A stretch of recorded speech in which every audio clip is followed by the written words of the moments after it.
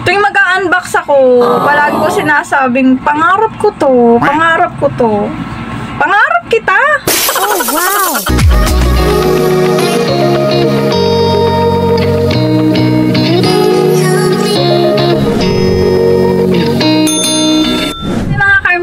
Welcome back sa aking channel. This is me, Criza Carmina, and for today's video, mag-a-unbox tayo ng TNW Q18 Gimbal Stabilizer. So, totoo lang, gusto ko na magkaroon nito dati pa. Ang problema is yung price niya masyadong mahal.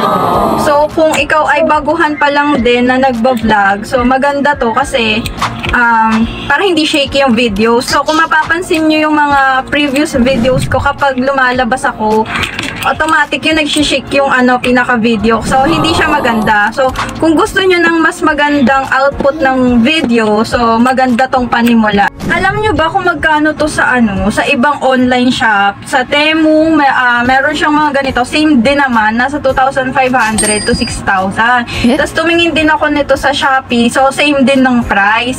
So, nakita ako sa TikTok, tapos naka-sale pa siya. So, ilalagay ko na lang yung link doon sa description. So, nasa 1,000 plus lang siya. Kaya, nagpabili na ako agad-agad nito sa asawa ko.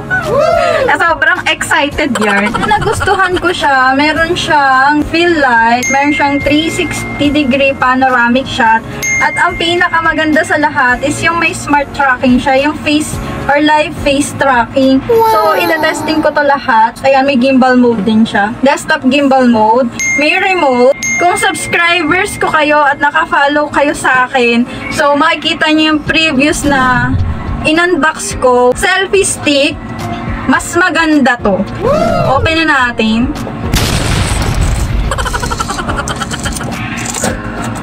Oh!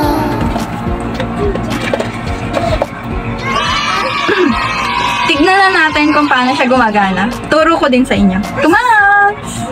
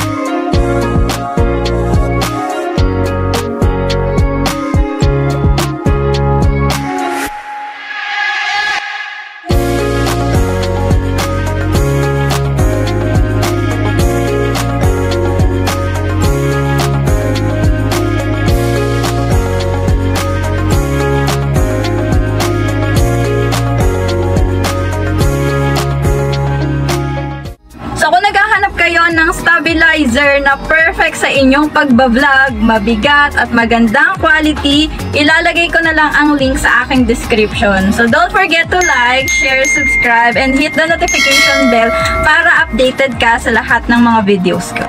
See you!